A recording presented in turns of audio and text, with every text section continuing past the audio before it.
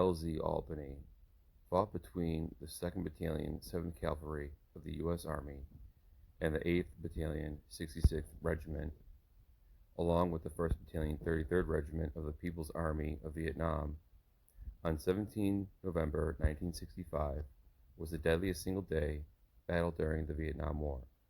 Using the lens of doctrine, one can see that Lieutenant Colonel Robert McDade, the 2-7 Cav commander, violated 3 of the 5 principles of patrolling: reconnaissance, control, and common sense.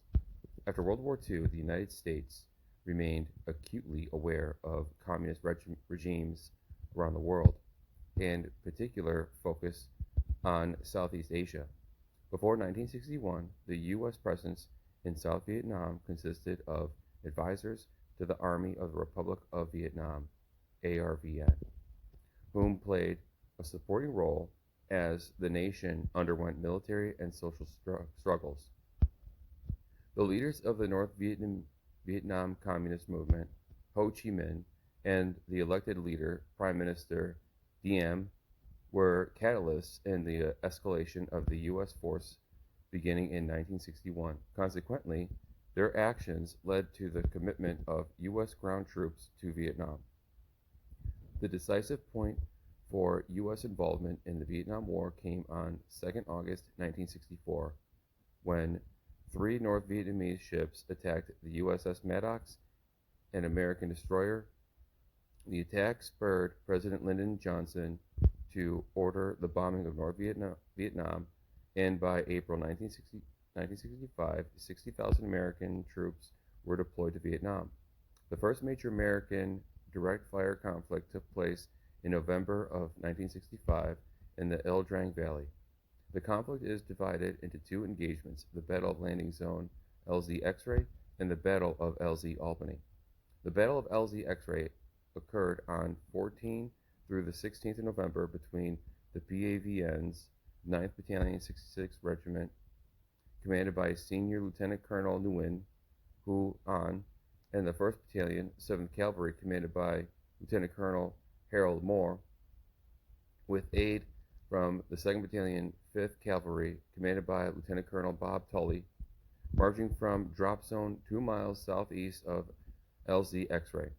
2-5 Cav arrived at 1200 hours on the 15th as reinforcements for 1-7 Cav, which was in continuous enemy contact between the 14th November.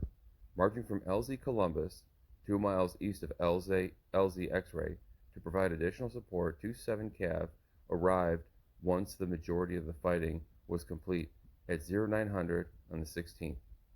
At 10:40 a.m., Colonel Tim Brown, the brigade commander in charge of U.S. forces on the ground, ordered 1-7 Cav to pull out of LZ X-Ray by helicopter.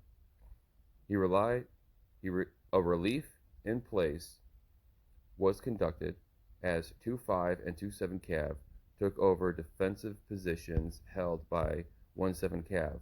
The remainder of the day on LZ X-Ray consisted of sporadic enemy mortars and rifle fire. Into the night, the men maintained 100% security without sleep and in defensive positions on the morning of 17 November. Colonel Brown ordered 2-5 and 2-7 Cav to leave LZ X-Ray, as it was marked for an Air Force bombing. The units responded quickly. Lieutenant Colonel Tully led his men off LZ X-Ray at 0900, and Lieutenant Colonel McDade followed 10 minutes after. Moving to its assigned location of LZ Columbus, 2-5 Cav led the way with 2-7 Cav following. Eventually breaking off to the north, 2-7 Cav moved to its assigned destination of LZ Albany. Lieutenant Colonel McDade did not have a clear picture of the operational environment his unit was moving into. He recalled having no idea of what to expect and was instructed to establish an LZ at a place called Albany. Without being given any enemy situation overview, his operation order, op order, to the leaders of 2-7 Cav followed in suit With regards to brevity, after returning from Lieutenant Colonel McDade's brief, Captain Joel Sugdenis, commander of Alpha Company 27 Cav, informed his subordinates that the situation was pretty unclear, but confirmed enemy unit in the area. Captain Sugdenis told his men that they were the lead element in battalion marching to LZ Albany, where they would be extracted. The men of 27 Cav would begin by following 25 Cav east and then branch north along. The entire order and preparation process took less than 2 hours and provided little in terms of contingency or alternate course of action plans. The 27 Cav ordered the march. The 27 Cav order of march to LZ Albany was Reconnaissance Platoon, Alpha, Delta, Charlie, and Headquarters companies. Last in the order of march was Alpha Company 15 Cav, which had been attached to replace B-27 Cav, as it previously fought attached to 17 Cav during the Battle of LZ X-Ray. As assigned, 27 Cav ordered 25 Cav east to a fork in the path, where it branched north additionally 2 miles to LZ Albany. During the march, soldiers carried a full combat load that reached weights of 80 to 110 pounds. And further into the movement, the more arduous the terrain became. Knee-high elephant grass turned into chest-high as flat terrain turning into rolling. The thick single overhead tree canopy became a third canopy, which increased temperatures and humidity. Exhausted in marching and having no sleep for 36 to 48 hours, soldiers discarded equipment to lighten their load. As fatigue increased, the ability to remain disciplined was diminished during the security halts. Taking up defensive positions was second in priority to drink water and recovering. The unexpected thick canopy forced the perimeter security element provided by Alpha 27 Cav to close to main body to effectively provide early warning. 7. While LZ Columbus received a preparatory artillery fires, LZ Albany did not. Chief Warrant Officer Hank Ainsworth, a Huey pilot assigned to 27 Cav, conducted aerial reconnaissance of LZ Albany prior to 27 Cav's departure of LZ X-Ray. After completing the reconnaissance, Chief Warrant Officer Ainsworth reported negative enemy contact to Colonel Brown. Armed with that information, Colonel Brown decided to withhold artillery fires on LZ Albany to mask the movement of 27 Cav. This deception plan set by Colonel Brown was contradicted when 27 Cav set fire to grass huts along its movement route. The high rising smoke was visible for miles. Within 150 meters of LZ, First Lieutenant Pat Payne, the reconnaissance platoon leader, turned and head of the battalion column northwest.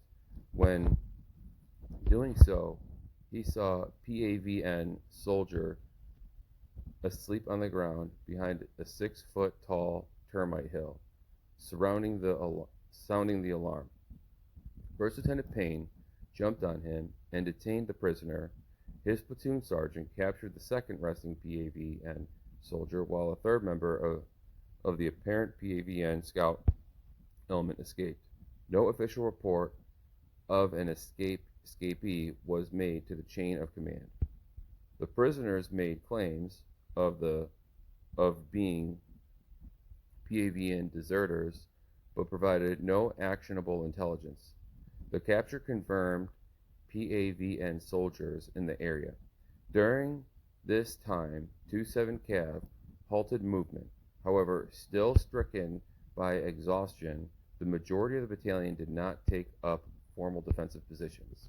After completing the interrogations, Lieutenant Colonel McDade called the company commanders forward to establish disseminating his plan to occupy the LZ. Lieutenant Colonel McDade began his briefing before Captain George Forrest, commander of A-15 Cav, arrived from the rear of the column. All other commanders traveled forward, accompanied by their radio transmission operators, RTOs. First Sergeant from Alpha 27 Cav and B-27 Cav also attended as the battalion commander briefed his plan. The reconnaissance platoon, along with 1st and 2nd Platoon of Alpha 27 Cav, reconnoitered the LZ. Before the completion and formal reports from the reconnaissance element, Lieutenant Colonel McDade, along with the commanders of staff, moved to the cluster of trees in the middle of LZ Albany. All other companies remained spread along 500 meters. Battalion column awaited guidance at approximately 13:15 hours on 17 November, still awaiting the completion of the reconnaissance and main body occupation of the LZ.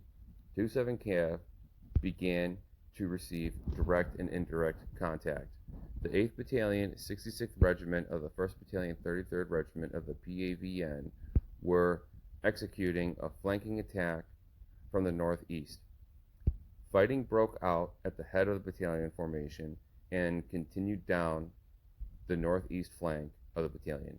The PAVN fired from positions in the trees and ran through 27 Cav lines to cause a splintering effect between elements. The enemy closed with 27 Cav soldiers, thus preventing the U.S. indirect fire. Unable to support one another, elements of 27 Cav conducted react-to-contact battle drills. The mission command on levels as low as squad. Enemy indirect fire came from PAVN local support by fire positions near Charlie 27 Cav. Still able to maneuver, Charlie 27 Cav destroyed the enemy mortar assets. While successful in its attacking efforts, Charlie 27 Cav received the most casualties in the battalion during the fight. First Lieutenant Larry Gwynn, the Alpha 27 Cav Executive Officer XO, recalled receiving most of the casualties within the first 30 minutes of fighting.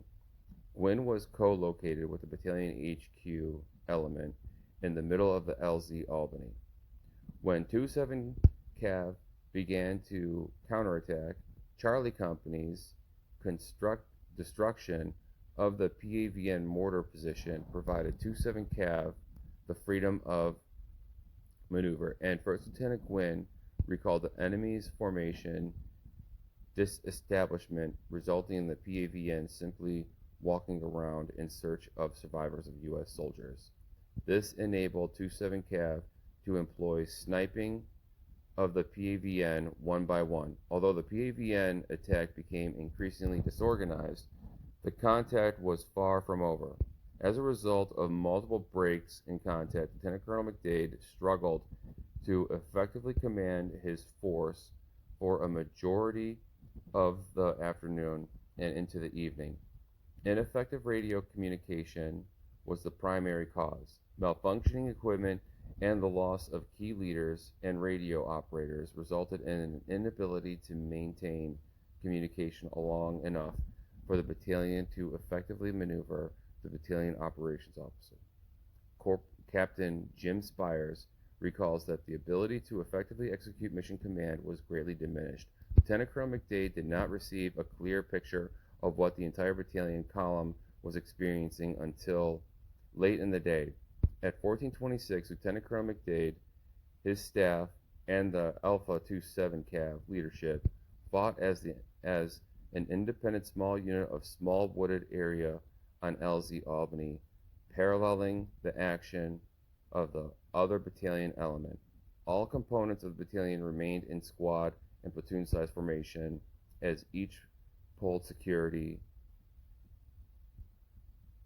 fired on small groups of PAVN soldiers, provided medical aid, and awaited indirect fire and reinforcements. The 27 Cav XO, Major Frank Henry, provided indirect fire, air assets, and medical aid. Located on LZ Albany with the battalion HQ, Major Henry radioed in artillery and air support aiding in the suppression of destruction of PAVN. Major Henry and Captain Joe Price, the battalion fires officer, began by calling in fire on known enemy positions in the trees surrounding LZ Albany. Calling in effective indirect fire on the PAVN positions was a challenging and slow process as the enemy had intermingled among U.S. forces.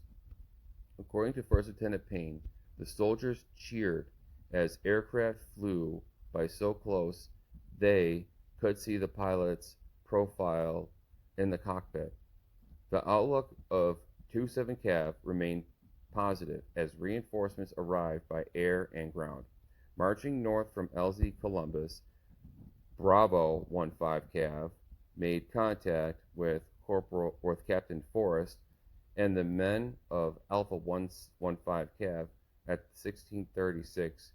Captain Forrest's familiarity with the unit provided quick integration as B-15 Cav helped attack the PAVN and relieved pressure on the rear of the battalion column. Recovering at Camp Holloway, the unit's forward operating base, Bravo 27 Cav, was still raw from its part in LZ X-ray. When it received orders for a night mission onto a hot LZ at 1845, the company arrived on LZ Albany by helicopter. By early evening, the battle successfully shifted in the favor of the U.S. forces. The arrival of Bravo 27 allowed the battalion HQ security perimeter to strengthen and expand. As the perimeter grew, wounded Cav soldiers in hiding were either found or made their way to the HQ element after the first round of medical evacuations, medivacs. Helicopter pilots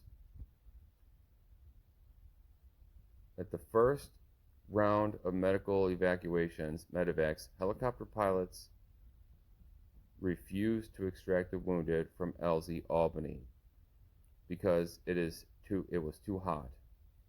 But Major Henry made a special request for the 229th Huey Slicks. After hearing Major Henry's request, Chief Warrant Officer Ainsworth recalled the whole damn unit volunteered. Chief Warrant Officer Ainsworth recalled that the whole damn unit volunteered. At 21:46 hours, helicopters began the evacuation of casualties off LZ Albany. Fighting continued in the burst as reinforcements and medical aid continued to arrive at the LZ throughout the night. Air Force bombers dropped napalm around the perimeter of U.S. forces, allowing Lieutenant Colonel McDade time and space to reconstitute his formation into larger masses. Finally, at dawn, the U.S. Cav leadership assessed the conflict as possibly concluded. Captain Sugdinis recalled the morning as calm but not comforting. The toll of fighting and the violence of the PAVN attacks became clear to the leadership of 27 Cav. To ensure LZ Albany was void of PAVN soldiers, Lieutenant Colonel McDade commanded 27 Cav to conduct a mad minute, firing of all weapon systems at any and all suspected enemy positions. The action did not elicit a response. The fighting at LZ Albany was over, and 27 Cav was able to collect its wounded and dead. The PAVN fatalities totaled 403 with 150 additional wounded. The U.S. forces sustained 151 fatalities and 121 wounded. Analysis. During the Battle of LZ Albany, Lieutenant Colonel McDade and 27 Cav violated reconnaissance, control, and common sense. The second principle of patrolling. Reconnaissance is defined as the responsibility to confirm what you think you know and to learn that which you don't. Violation of reconnaissance occurred when Lieutenant Colonel McDade ordered the reconnaissance platoon to move as lead element in the battalion column instead of acting as the forward element attached from the battalion column. Lieutenant Colonel McDade chose to move onto the LZ, which his commanders and staff before the reconnaissance was completed and before the LZ was formally occupied. This is an additional violation of this principle. As a result of these violations, Lieutenant Colonel McDade's subordinates were unable to paint for him a picture of LZ Albany prior to occupation or call in fires on the LZ once the reconnaissance platoon discovered the enemy. Lieutenant Colonel McDade and 27 Cav learned that LZ Albany held first hand and fought reactively rather than proactively. The fourth principle of patrolling is control. It is defined as clarifying the concept of the operation and commander's intent, coupled with disciplined communications to bring every man and weapons available to overwhelm the enemy at the decisive point.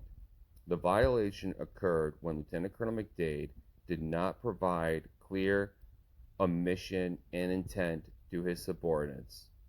Prior to the initiation of movement, his subordinates were in equal violation by leaving the op order brief without receiving clarity of the battalion commander's intent. Furthermore, Lieutenant Colonel McDade violated the principle of control when he called his company commanders to the head of the battalion. This provided the PAVN an initial advantage over 27 Cav upon contact. Detaching the commanders from their respective companies slowed the ability of 27 Cav to bring maximum arms to bear against the enemy or to exercise disciplined communication upon initial contact. Burning huts during the movement to LZ Albany and not providing clear intent for actions on enemy contact violated the principles of common sense. Smoke cleared en route to the final destination neutralized the battalion's deception plan. Despite knowledge of likely enemy in the area of operation, the battalion commander did not provide any formal guidance with regards to actions on enemy direct fire contact. Violations of common sense resulted in enemy ability to mass forces onto 27 Cav's suspected route, as well as gain and maintain an advantage upon initial contact. The battalion at LZ Albany was the deadliest single-day battle in the Vietnam War. Receiving the movement, reaction, and decision-making process involved can afford valuable lessons learned, while conflict with PAVN would have likely been unavoidable, either on LZ Albany or en route to the objective. The resulting consequences could have been mitigated had the principle of patrolling been forwarded.